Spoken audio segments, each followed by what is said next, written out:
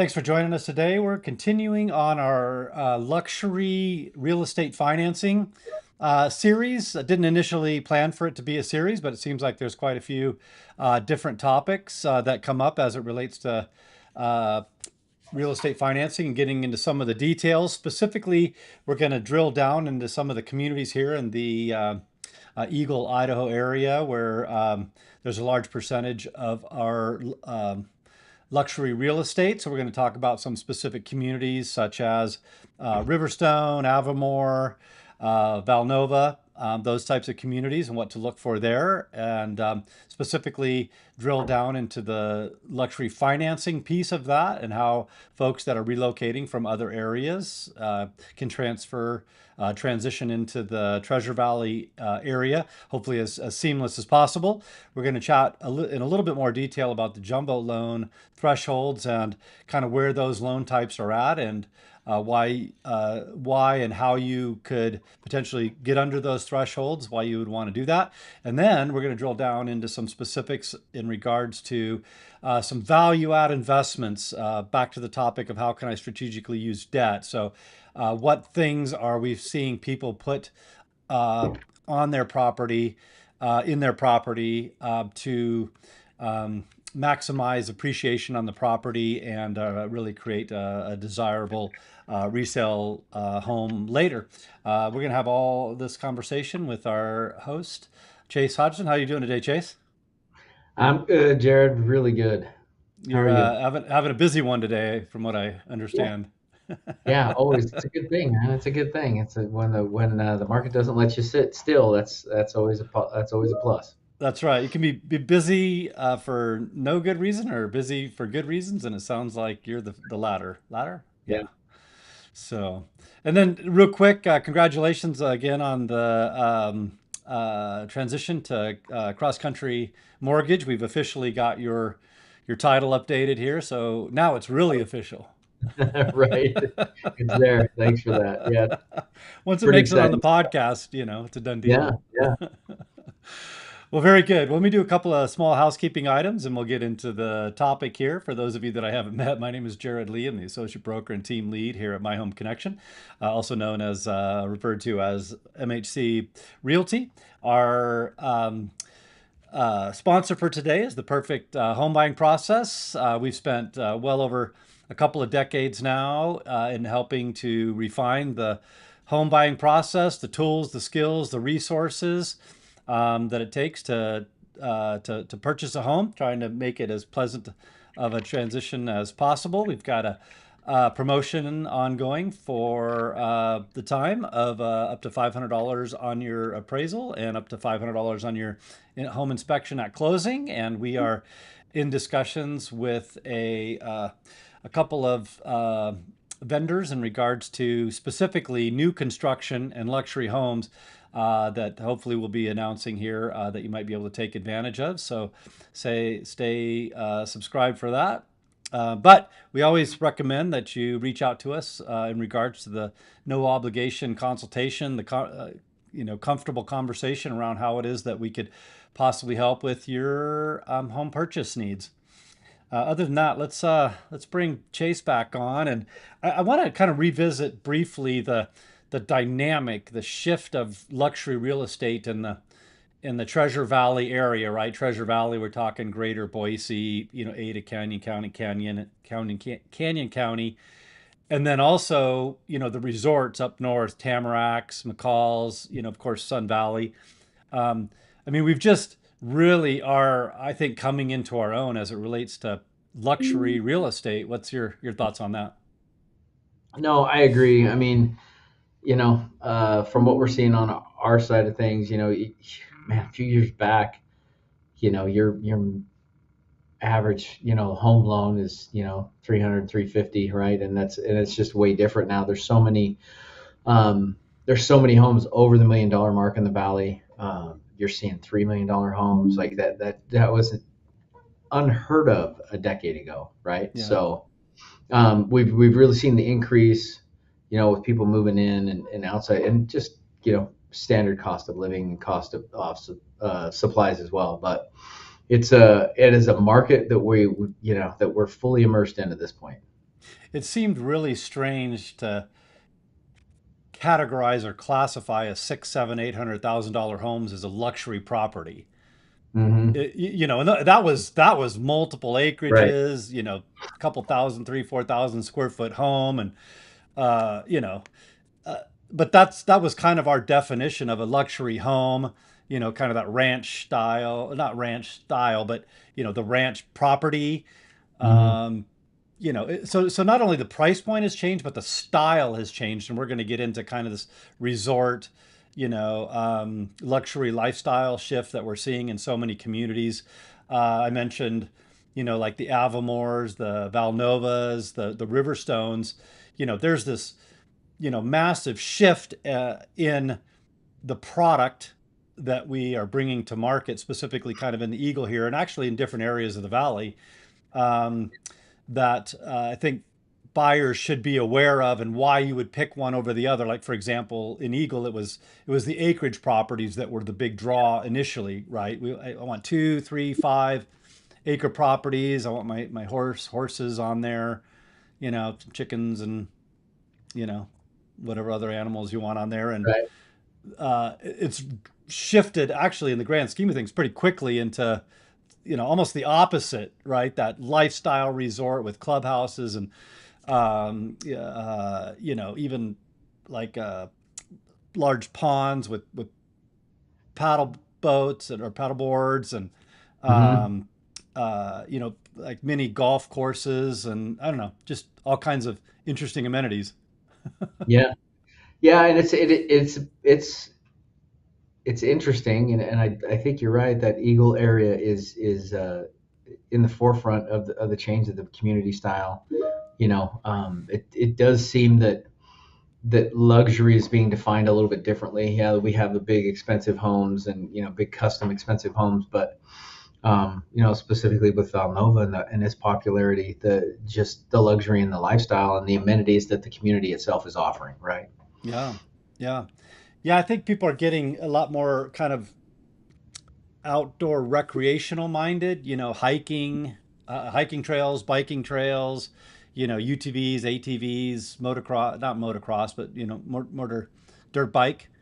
Hmm. It seems like that's the shift. And I think it's in part by virtue of the people that are moving into the area. Like they're more, you know, familiar with that than they are Yeah. kind of the not animal, I guess animal life and the ranch or the farm style.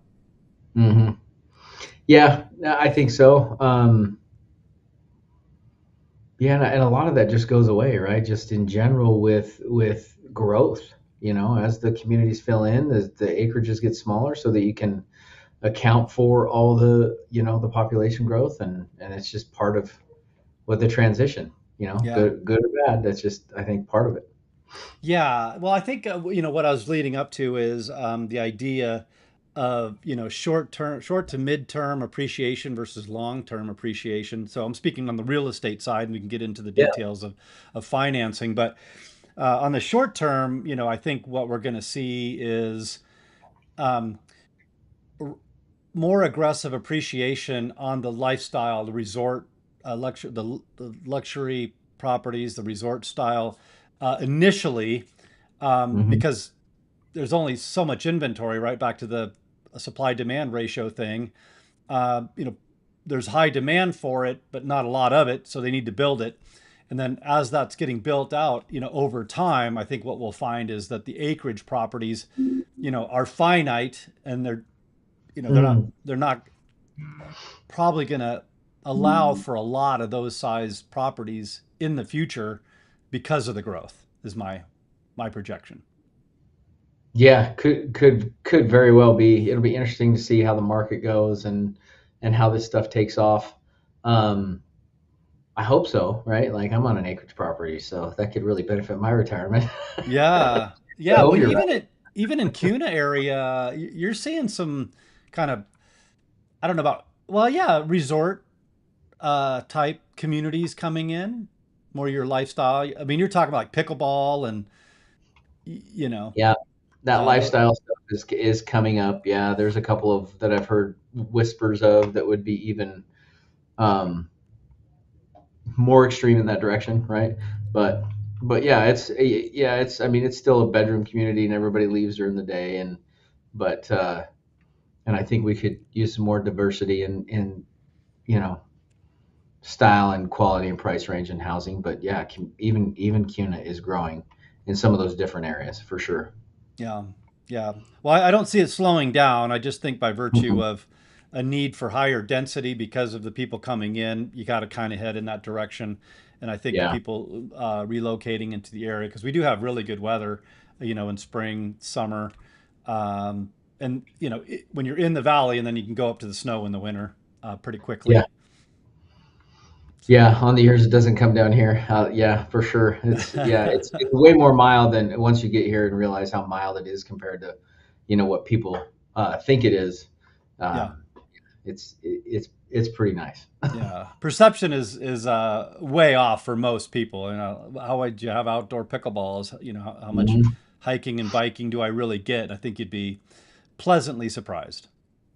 Yeah, it's the cycles are always funny, right? Like if you think about it, the things that were popular in the 70s, 80s, and 90s, some of that stuff comes back around, some of it just stays dated. It'll be interesting to see how much of this, dates itself and doesn't come back, right? Does pickleball stay this popular forever? Like, who Right. knows? Like, I had a friend of mine tell me that he bumped into a gal and her fiance, boyfriend, was building his second pickleball facility in the Boise area, like with mm, multiple courts. So it's yeah, it's it's coming on pretty strong. I don't know. yeah, But I get it. I'm not getting any younger, and tennis sure isn't an option for me. But I do want to stay active, so pickleball yeah, seems to be a good fit for me anyway. right. Yep. Well, and it's changed everything. Like all of the outside influences changed a lot of what we do. I grew up here. We played baseball in the spring, a little bit in the summer, and then that was it. And now it's all year round, right? Because that's what the folks from Arizona and from California and whatever they're used to, right? And so Yeah, club sports has taken a huge leap forward. There's so many. It's just affected the community in so many different ways. It's pretty interesting to watch. yeah, yeah, for sure. Lots of changes. But let's talk about this luxury bridge. Obviously, we a lot of these folks are relocating into the area, and they have to find financing to help them, make that transition. And I know we talked a little bit before the episode. It's hard to nail down specifics because of all the questions that you'd have around that. I think the main takeaway is ultimately going to be, and correct me if I'm wrong, is you know ask the question and then you'll map out these the options that they have and why you would pick one over another. Right. Some might be a bridge loan, some might be other options to keep their fine, some of their money's liquid, some of them to reinvest in other other things. Anyway, what's your thoughts on kind of that the topic of luxury bridge financing? Um, so it has its place, right? So in certain instances, and depending on the market, it can be a very good option. It is specific to the client and their needs and their situation, right? It's not something I'm going to come out and say, oh yeah, you should definitely do it because it can add cost to your transaction, right? Or it will add cost to your transaction, and so there's you really have to approach it, holistically on that client situation. But ultimately, what it can allow you to do is to access equity um, in your current home, the one you're vacating, as down payment or purchase of the new home, so that you don't have to put in a contingent offer. And in whatever market you're working in, it could help you make the stronger offers. Some of the bridges allow it to look like you're buying the home in cash, and other ones just give you the down payment, right? And so it just really depends on your situation. But I've actually used them quite a bit, and saved. Even though there's cost to that bridge, I've saved folks a lot of money in what the price increase would have been had they waited. Gotcha. So would it be safe to say, in today's marketplace, there's almost always a solution for everybody. I hate to say everybody, but uh, specifically at cross country, it seems like um, there's a lot of options Yeah. to pursue and entertain. Is that fair? Yeah. Yeah, there are. You know, man, I was trained in this job to be a problem solver, right? And so I've always looked for solutions, even if I didn't have them within the company I was working at. We'd look outside, right? We'd broker them. We help people find the solutions to their problem. And this is the first place I've been in where like 99% of the solutions are in house. And to be able to pass that on to my client, that saves them money, right? By doing it in house versus Because there's brokering. costs Right. that Yeah. you're going to incur to broker it out. You'll get the solution, but it might be a little more expensive now that it's in house. One, costs go down, complexity reduces, and serviceability. Would that be the description for how they get handled? The customer Yeah, yeah, service. customer service, yeah, Thank you. 100%. Yeah. Now you get to stay with like I don't have to depend on other underwriters, other processors, other whatever, right? They're my people. And so I know the quality of service that you're going to get. And so Control just occurred to yeah, me. it does. It helps to cut down timelines. It just like it creates a repeatable process for my clients that they can, and they know what kind of consultation they're going to get from me. Yeah. And so I'm really excited about the future, um, and all the things that we're bringing to market. So it's going to be fun. Yeah. Well, I appreciate you bringing that up. I do want to go back a little bit to your comment about how you handle your business. I don't remember exactly how you said it, but basically, I want the folks to know. I'll just flat out make a plug for you today that it's not just can I get you a loan. It's let's look at your financial position. An economics degree, your heart's in helping them, build wealth, not just purchase a home, get a loan. So it's a much more holistic view of what you're going to accomplish. And even if something was in house that didn't make the most sense, but was easier to do, you'd say, hey, look, financially for you long term, this makes the most sense. So, anyway, just, a little plug for how you approach lending. I appreciate that. I really, yeah. I mean, we do this for a living, but we have to sleep at night as well. And so, again, that's why you and I work so well together because I think we work from the same place, and ultimately making sure that our clients taken care of in the best way possible, even that means it's not from us. Yeah, yeah, absolutely. Real quick before we move on to the next topic, I had a Charles comment. The city of Boise is adding 12 pickleball courts to the new Alta Harris Park in southeast Boise. Wow, it's a Nice. we're becoming.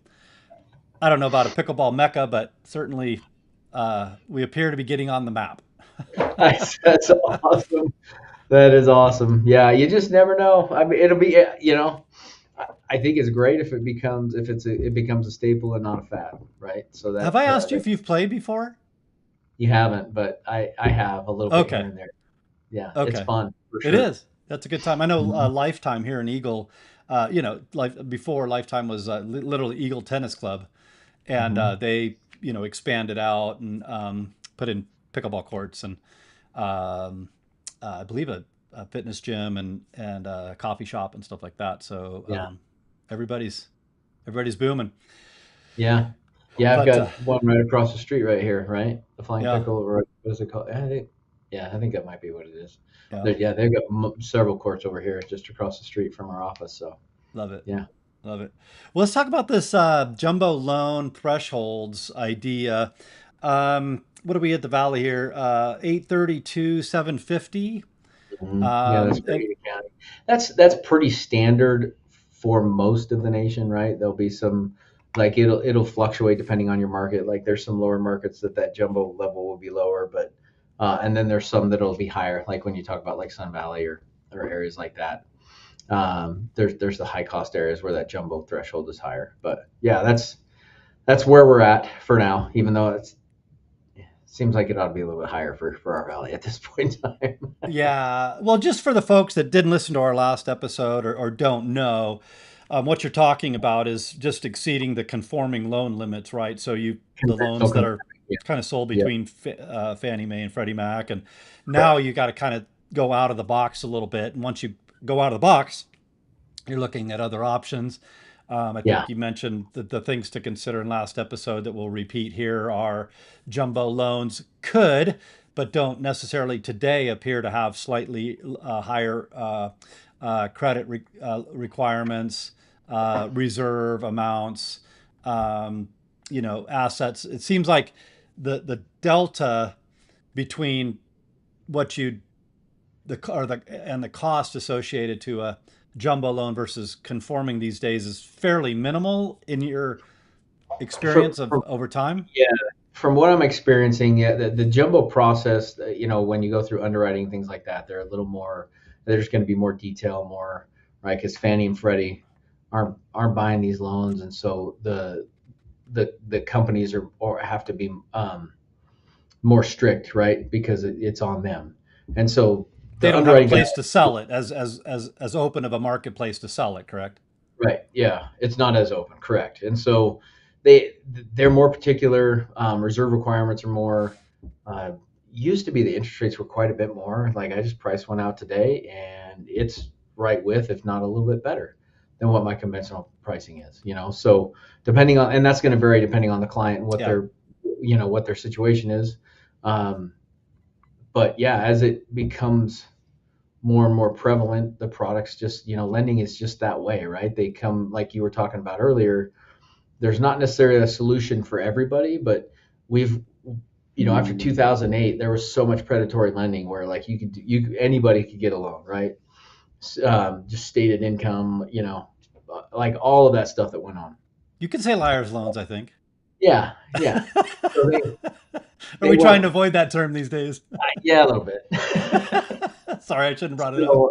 so, uh, so yeah, we went way too far the other way with regulation, and now it's come back to where, we're finding ways to get problems done. Whether you're self-employed, whether it's bank statements, there's a lot of solutions to these problems that still require the borrower to have down payment and credit requirements and all of that stuff. So the loan is safer, right, than they were back then, Yeah. but it is outside that conforming box. Yeah. Gotcha. So I don't want to spend too much time on that, but just to restate, talk with you and determine whether or not the jumbo loan is the way to go, or some other Mhm. solution. But I think a big takeaway is the cost of higher end loans or more unique loans like jumbo loans aren't as costly, and the price of entry or the effort to get through them isn't as steep as it used to be. I mean, they're more commonplace and available. Is that fair?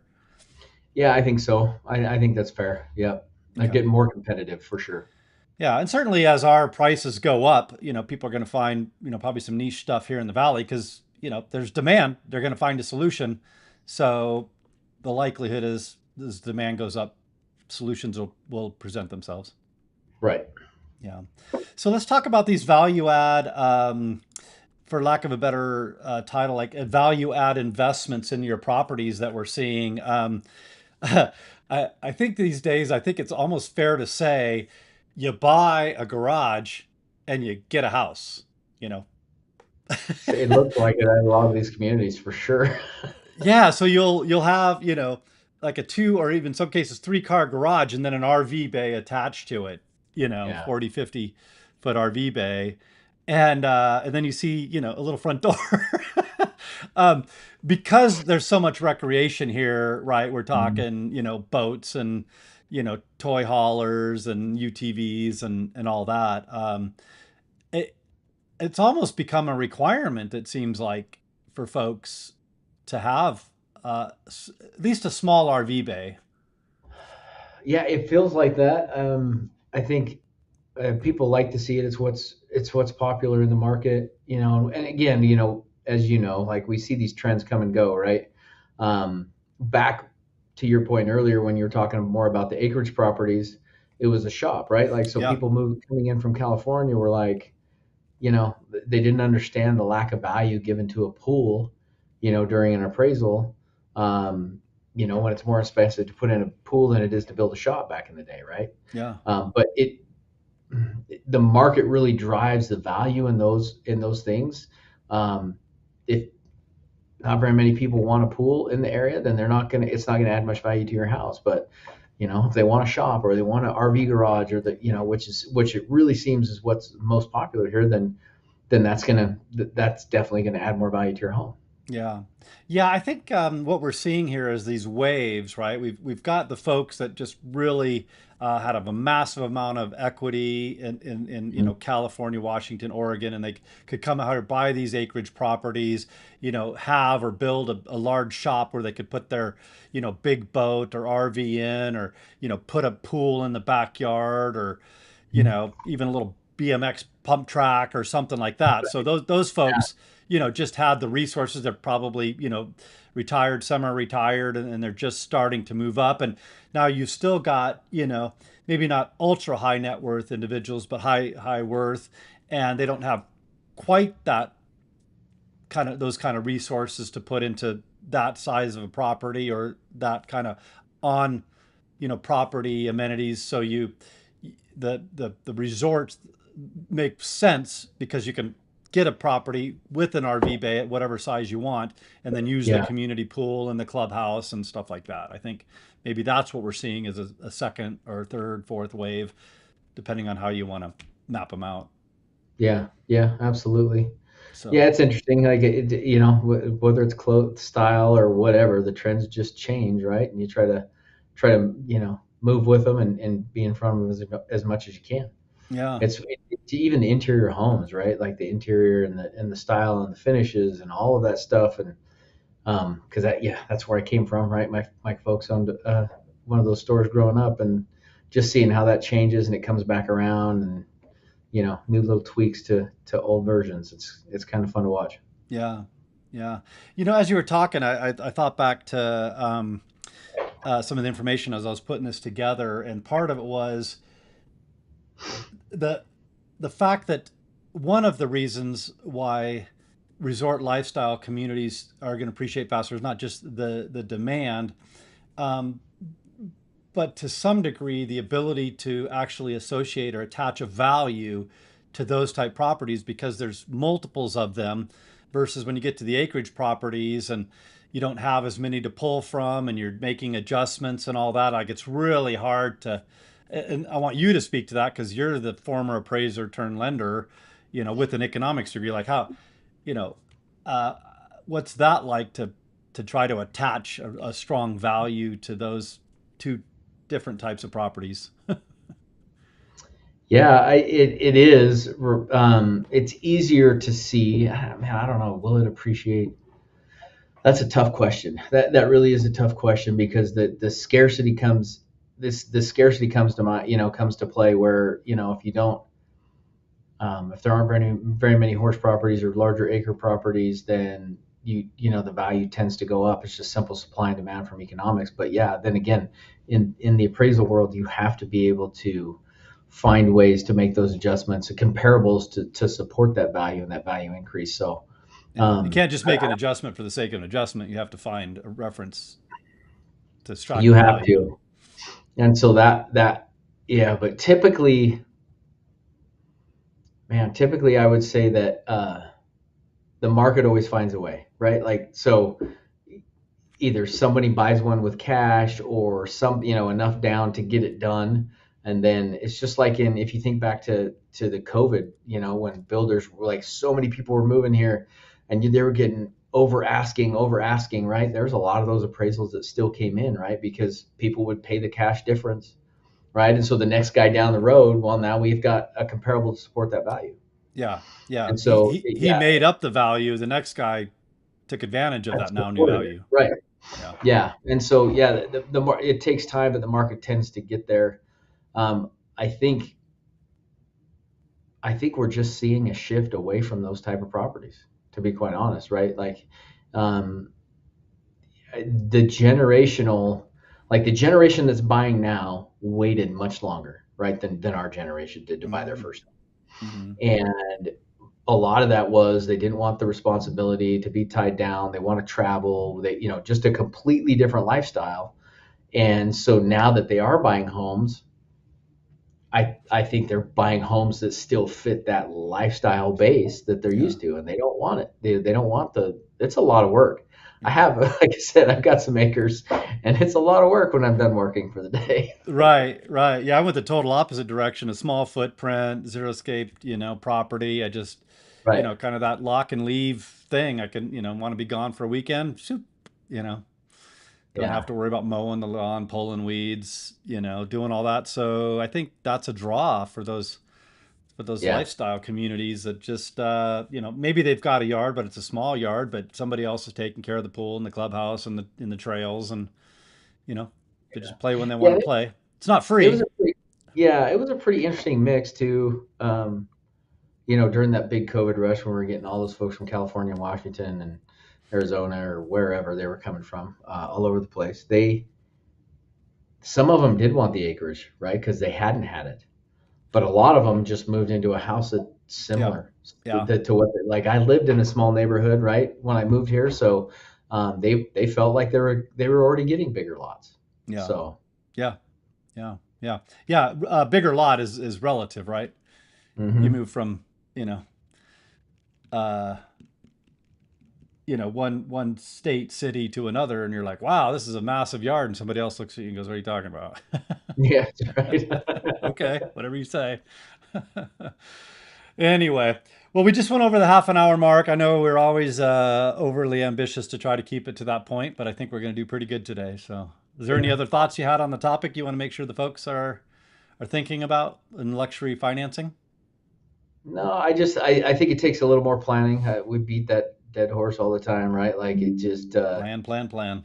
plan, plan, plan. Yeah, the more you get out in front of things, the easier that transition and the easier that transaction will be for you. Yeah. And so that's what I'd recommend every day of the week. Yeah, we see folks moving with properties that are, quick and easy to sell in one location and quick and easy to buy here.